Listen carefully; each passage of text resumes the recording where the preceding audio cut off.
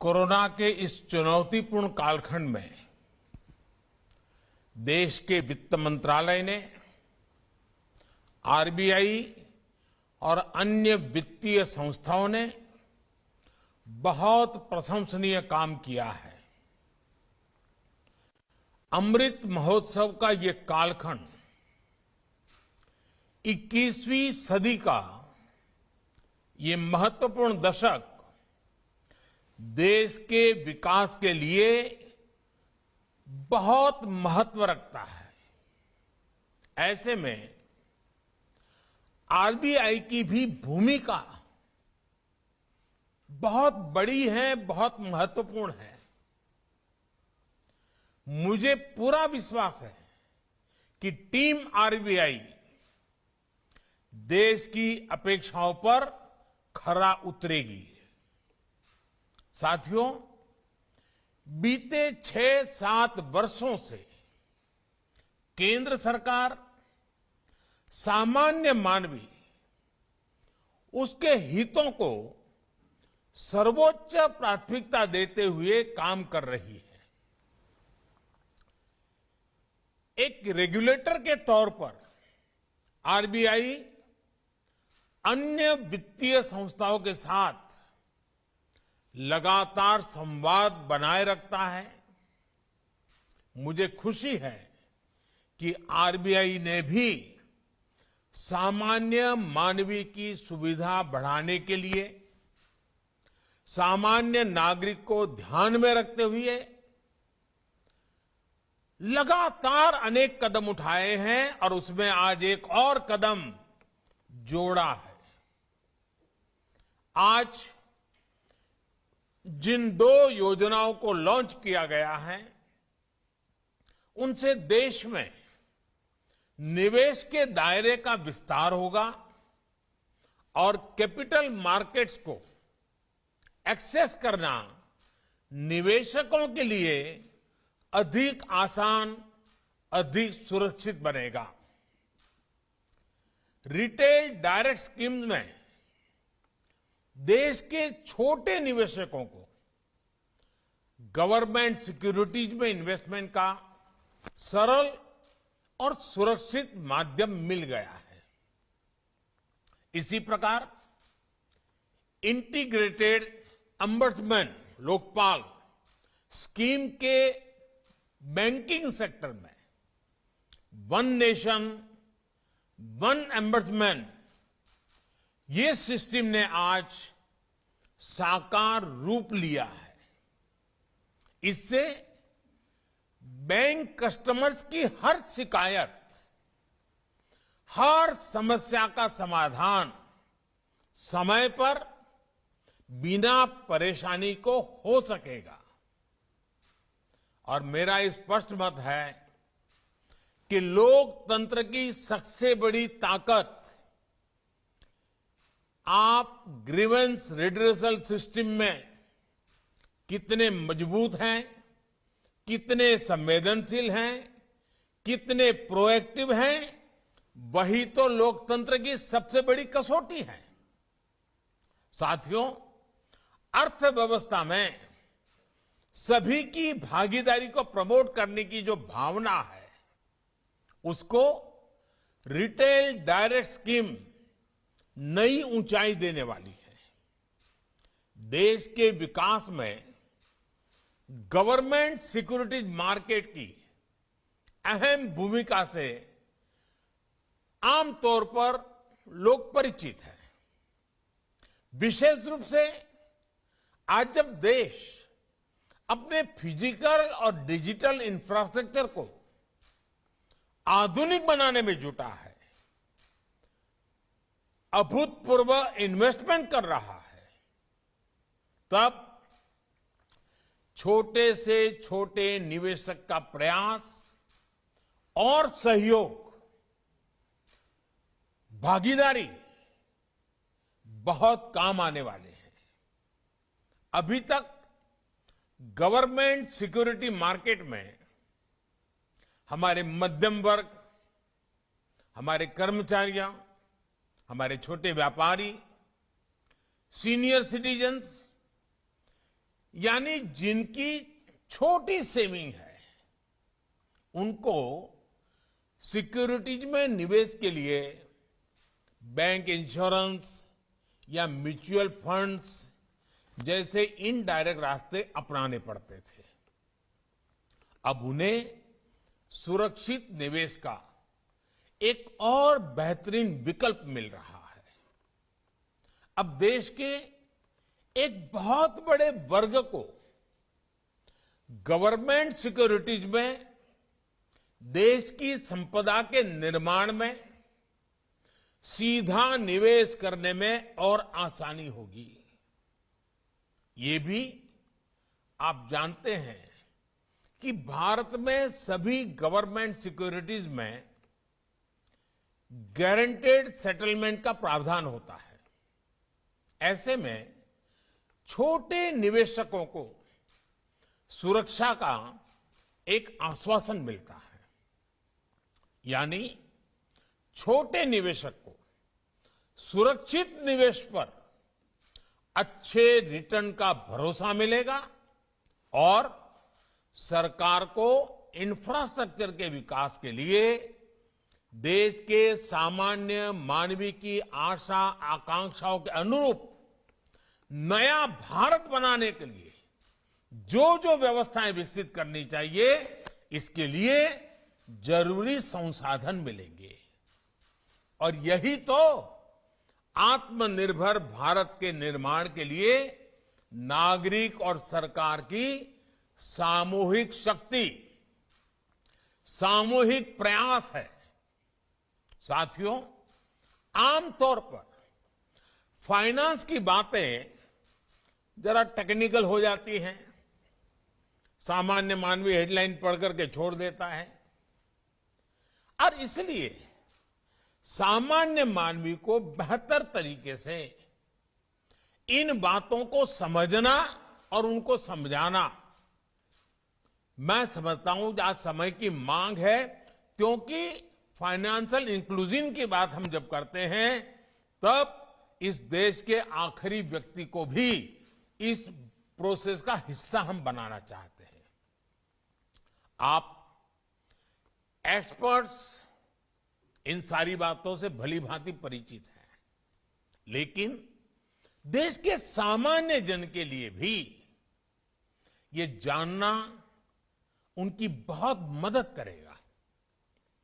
जैसे उन्हें पता होना चाहिए कि इस योजना के तहत फंड मैनेजर्स की जरूरत नहीं पड़ेगी, सीधा retail direct guilt RDG account खोला जा सकता है।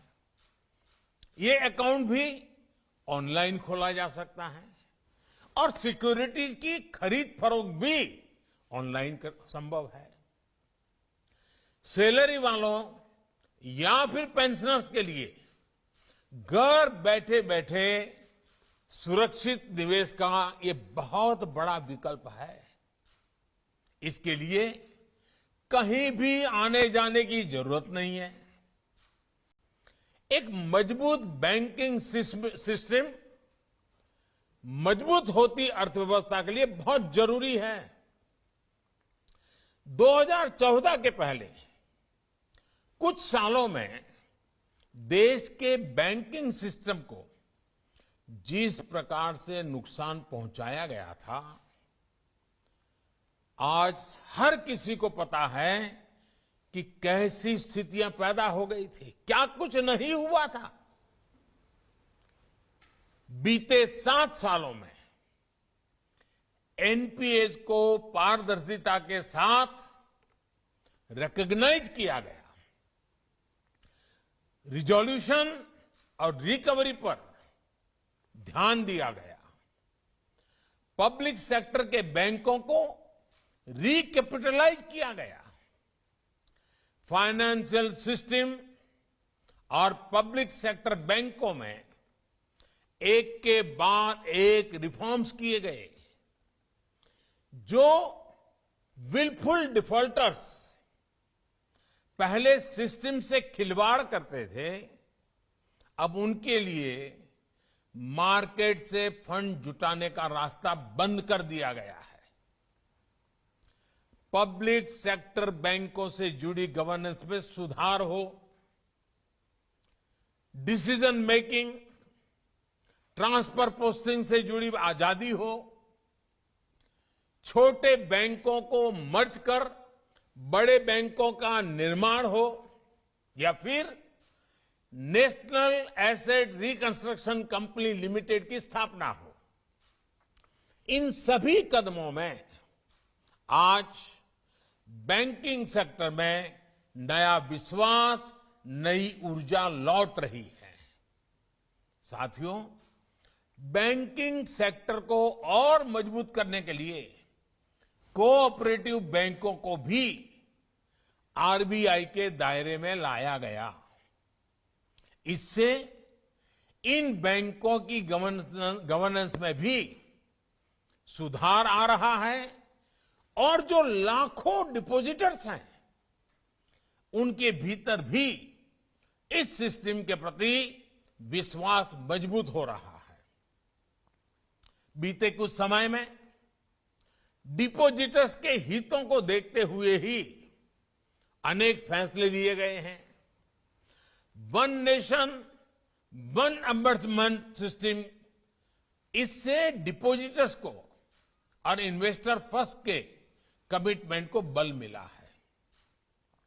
आज जो योजना लॉन्च हुई है, इससे बैंक, एनबीएफसीज और प्रीपेड इंस्ट्रूमेंट में 44 करोड़ लोन अकाउंट और 220 करोड़ डिपॉजिट अकाउंट, इसके जो धारक हैं, उन धारकों को सीधी राहत मिलेगी।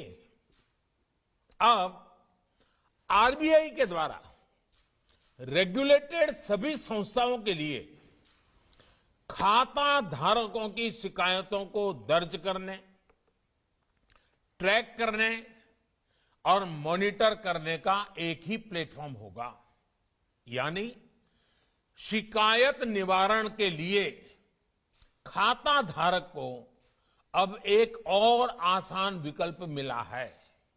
जैसे कि अगर किसी का बैंक अकाउंट लखनऊ में हो और वो दिल्ली में काम कर रहा हो, तो पहले होता ये था कि उसको लखनऊ के एम्बर्समैन को ही शिकायत करनी पड़ती थी, लेकिन अब उसे भारत में कहीं से भी अपनी शिकायत दर्ज करने की सुविधा मिल गई है। मुझे यह भी बताया गया है कि ऑनलाइन फ्रॉड, साइबर फ्रॉड से जुड़े मामलों को एड्रेस करने के लिए आरबीआई ने इस योजना में आर्टिफिशियल इंटेलिजेंस के व्यापक उपयोग का प्रावधान किया है। इससे बैंक और जांच करने वाली एजेंसियों के बीच कम से कम समय में बेहतर तालमेल सुनिश्चित हो सकेगा।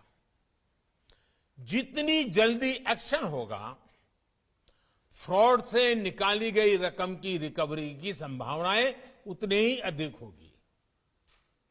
ऐसे कदमों से डिजिटल पेनिट्रेशन और कस्टमर इंक्लूसिवनेस का दायरा भी बड़े विश्वास के साथ बढ़ेगा, कस्टमर का भरोसा और बढ़ेगा। साथियों, बीते सालों में देश के बैंकिंग सेक्टर में, फाइनेंशियल सेक्टर में इंक्लूजन से लेकर टेक्नोलॉजिकल इंटीग्रेशन और दूसरे रिफॉर्म्स किए हैं। उनकी ताकत हमने कोविड के इस मुश्किल समय में देखी है और उसके कारण सामान्य मानवीय की सेवा करने का एक संतोष भी पैदा होता है। साथियों, 6-7 पहले तक भारत में बैंकिंग, पेंशन, इंश्योरेंस, ये सब कुछ एक एक्सक्लूसिव क्लब जैसा हुआ करता था। देश का सामान्य नागरिक, गरीब परिवार, किसान, छोटे व्यापारी, कारोबारी, महिलाएं, दलित, वंचित, पिछड़े, इन सबके लिए ये सब सुविधाएं बहुत दूर थी। जिन लोगों पर इन सुविधाओं को गरीब तक पहुंचाने की जिम्मेदारी थी, उन्होंने भी इस पर कभी ध्यान नहीं दिया। बल्कि बदलाव ना हो, कोई परिवर्तन ना आए, गरीब तक जाने के रास्तों को बंद करने के लिए जो कुछ भी तर्क दे सकते हैं, भांति भांति के बहाने, यही एक परंपरा हो गई थी।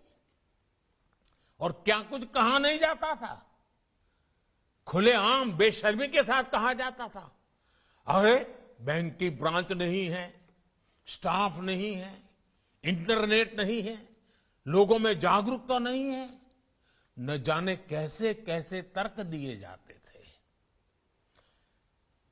अनप्रोडक्टिव सेविंग्स और इनफॉर्मल लैंडिंग, इससे सामान्य नागरिक की स्थिति भी खराब हो रही थी और देश के विकास में उसकी भागीदारी भी न के बराबर थी। पेंशन और बीमा का तो यही माना जाता था कि ये सब समृद्ध परिवारों के भाग्य में ही है। लेकिन आज स्थिति बदल रही है। आज फाइनेंशियल इंक्लूजन ही नहीं, बैंकिंग और फाइनेंशियल सेक्टर में ईज ऑफ एक्सेस भारत की पहचान बन रही है। आज अलग अलग पेंशन योजनाओं के तहत समाज का हर व्यक्ति 60 वर्ष की आयु के बाद 60 वर्ष की आयु के बाद मिलने वाली पेंशन की सुविधा से जुड़ सकता है। पीएम जीवन ज्योति बीमा योजना और पीएम सुरक्षा बीमा योजना के तहत लगभग 38 करोड़ देशवासी, 38 करोड़ कंट्रीमैन 2-2 लाख रुपए की बीमा सुरक्षा से जुड़े हुए हैं। देश के करीब करीब हर गांव में 5 किलोमीटर के दायरे में बैंक ब्रांच या बैंकिंग कॉरेस्पॉन्डेंस की सुविधा पहुंच रही है। पूरे देश में आज लगभग 8.5 लाख बैंकिंग टच पॉइंट्स, जो देश के हर नागरिक की बैंकिंग सिस्टम तक पहुंच बढ़ा रहे हैं। जन धन योजना के तहत 42 करोड़ से अधिक जीरो बैलेंस बैंक अकाउंट खोले गए, जिसमें आज गरीब के हजारों करोड़ रुपए जमा है। मुद्रा योजना से महिलाओं, दलित, पिछड़े, आदिवासियों में व्यापारियों, कारोबारियों की एक नई पीढ़ी सामने आई है। और स्वनिधि योजना से रेहड़ी, ठेला, फेरी चलाने वाले भी इंस्टीट्यूशनल लैंडिंग से जुड़ पाए हैं। साथियों, लास्ट माइल फाइनेंशियल इंक्लूजन से जब डिजिटल एम्पावरमेंट जुड़ गया, तो उसने देश के लोगों को एक नई ताकत दी है। 31 करोड़ से अधिक रुपे कार्ड, करीब 50 लाख पॉस एमपॉस मशीन्स ने आज देश के कोने कोने में डिजिटल ट्रांजैक्शन को संभव बनाया है। यूपीआई ने तो बहुत ही कम समय में डिजिटल ट्रांजैक्शन के मामले में भारत को दुनिया का अग्रणी देश बना दिया है। सिर्फ 7 सालों में भारत ने डिजिटल ट्रांजैक्शन के मामले में 19 गुना की छलांग लगाई है, 19 टाइम। आज 24 घंटे, 7 दिवस और 12 महीने देश में कभी भी कहीं भी हमारा बैंकिंग सिस्टम चालू रहता है। इसका लाभ भी हमने कोरोना के इस काल में देखा है। साथियों, आरबीआई का एक संवेदनशील रेगुलेटर होना और बदलती हुई परिस्थितियों के लिए खुद को तैयार रखना देश की एक बहुत बड़ी ताकत है। आजकल आप देख रहे हैं कि फिनटेक जैसे क्षेत्र में हमारे भारतीय स्टार्टअप्स कैसे ग्लोबल चैंपियन बन रहे हैं। इस क्षेत्र में टेक्नोलॉजी तेजी से बदल रही है। हमारे देश के युवाओं ने भारत को इनोवेशंस का ग्लोबल पावर हाउस बना दिया है। ऐसे में ये जरूरी है कि हमारे रेगुलेटिंग सिस्टम्स इन बदलावों के प्रति जागरूक रहें और फाइनेंशियल सिस्टम्स को विश्व स्तरीय बनाएं और उसको बनाए रखने के लिए सूटेबल इकोसिस्टम का निर्माण करें, उसे सशक्त करें। साथियों, हमें देश के नागरिकों की आवश्यकताओं को केंद्र में रखना ही होगा। निवेशकों के भरोसे को निरंतर मजबूत करते रहना होगा। मुझे पूरा विश्वास है कि एक संवेदनशील और इन्वेस्टमेंट फ्रेंडली डेस्टिनेशन के रूप में भारत की नई पहचान को आरबीआई निरंतर सशक्त करता रहा है और मुझे विश्वास है सशक्त करता रहेगा। एक बार फिर इन बड़े रिफॉर्म्स के लिए मैं आप सबको, सभी स्टेक होल्डर्स को, इनिशिएटिव लाने वाले सबको, टेक्नोलॉजी की एक छलांग लगाने के लिए आप सबको बहुत बहुत शुभकामनाएं देता हूं।